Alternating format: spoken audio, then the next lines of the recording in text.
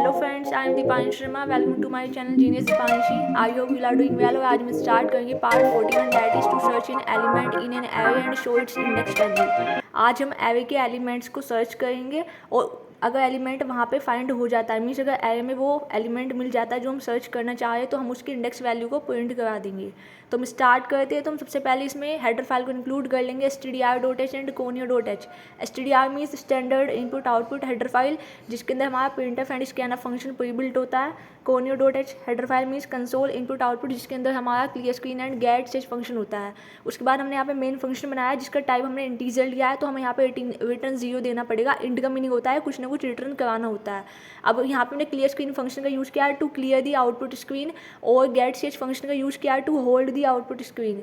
और यहाँ पे हमने इंटीजर टाइप के कुछ वेरिएबल को डिक्लेयर और इनिशियलाइज किया है। सबसे पहले हमने एक सर्च वेरिएबल लिया है जो कि स्टोर करेगा उस नंबर को जो नंबर यूज़र देगा फाइंड करने के लिए।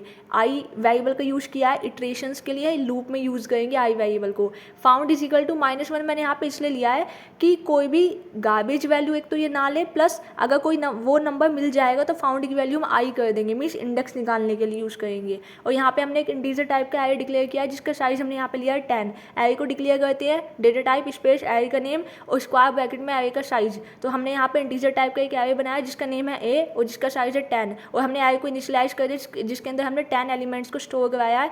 10, 21, 63, 74, 59, 67, 97, 38, 449 एंड 110। आप कुछ भी टाइप का जो है यहाँ पे एलिमेंट इंसर्ट कर सकते हैं।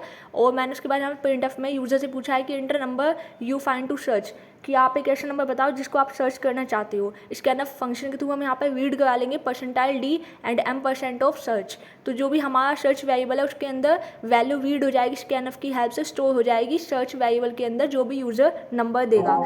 Like, share and subscribe our channel genius Deepanshi. और अब हम इसके बाद यहाँ पे फॉर लूप का यूज़ करने वाले हैं जो भी एलिमेंट है उसको सर्च करने के लिए। तो फॉर लूप के अंदर हमारे 3 पैरामीटर होते हैं, इनिशियलाइजेशन, कंडीशन एंड इंक्रीमेंट या डिक्रीमेंट। हमने i = 0 इनिशियलाइज कर दिया, i < 10 क्योंकि एरे का साइज है 10, और i++ क्योंकि हम वैल्यू को 10 0 से लेकर के साइज -1 मीन्स 0 से 9 तक का लूप चलेगा। और हमने इस लूप के अंदर इफ़ कंडीशन का यूज़ किया है कि इफ़ सर्च डबल इक्वालिटी में एरे ऑफ आई, अगर जो भी नंबर हम सर्च करना चाह रहे हैं और वो अगर एरे ऑफ आई का मीनिंग क्या है कि आई की वैल्यू 0 से 9 तक 10 टाइम्स लूप चलेगा, तो अगर वो मिल जाता है नंबर तो फाउंड की वैल्यू हमने यहाँ पे आई कर दी, मीन्स उसकी इंडेक्स वैल्यू वो स्टोर कर लेगा। और बाद में हमने यहाँ पे फॉर लूप के बाहर लिख दिया if found not equal to -1। अगर फाउंड की वैल्यू -1 नहीं है तो हम यहाँ पे प्रिंट करा देंगे कि yes the number is present at index, और यहाँ पे हम फाउंड को प्रिंट करा देंगे। यहाँ पे जो फर्स्ट वाला % मैं यूज़ कर रही हूँ वो है मेरा जो सर्च वेरिएबल है।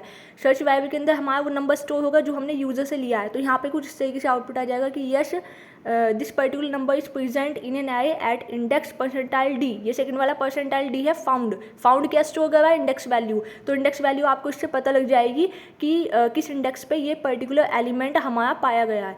और अगर इफ़ कंडीशन ट्रू नहीं होती है, मीन्स अगर फाउंड की वैल्यू -1 होती है, तो उस कंडीशन में हम यहाँ पे प्रिंट करा देंगे कि no it is not present in an array. तो ये एक बहुत ही इंपॉर्टेंट टॉपिक था इंटरव्यू प्लस प्लेसमेंट की पॉइंट ऑफ व्यू से, कि हम कैसे किसी भी नंबर को सर्च करेंगे एरे में, उसकी इंडेक्स वैल्यू को फाइंड आउट करेंगे। इंडेक्स एरे में स्टार्ट होता है 0 से साइज -1, तो जो लूप चलेगा वो 0 से स्टार्ट होगा और साइज -1 तक चलेगा, मीन्स 0 to 9 तक का लूप चलेगा। और लूप चलने के बाद जो है यहाँ पे अगर कंडीशन मीट होती है तो फाउंड की वैल्यू आई कर देंगे, अगर नहीं होती है तो नहीं करेंगे। तो ये था इसमें एक छोटा सा लॉजिक, और हम इसको कंपाइल करा करके रन करा करके देखेंगे। तो ये सबसे पहले आउटपुट में पूछेगा enter a number you find to search.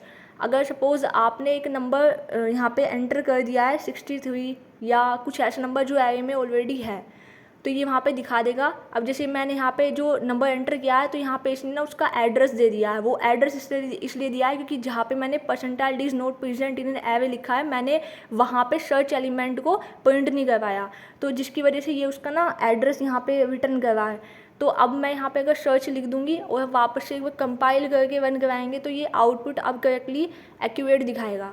इसको रन करा करके इस बार 67 देखेंगे, ये 67 is present in an array at index number 5, 0, 1, 2, 3, 4, 5। तो 67 हमारा 5 इंडेक्स पे है। अब वापस से एक ऐसा नंबर लो जैसे कि 115 is not present, in any way. एक नंबर 21 लेके देखते हैं, 21 एट इंडेक्स 1 पे है, तो ये 1 पे दिखा देगा। Subscribe our channel genius Deepanshi and thanks for watching. और इस वीडियो में बस इतना ही था कि कैसे हम एवे के कंसेप्ट को क्लियर कर सकते हैं। एवे बहुत ही मोस्ट इम्पोर्टेंट टॉपिक है हमारे सभी लैंग्वेजेस में।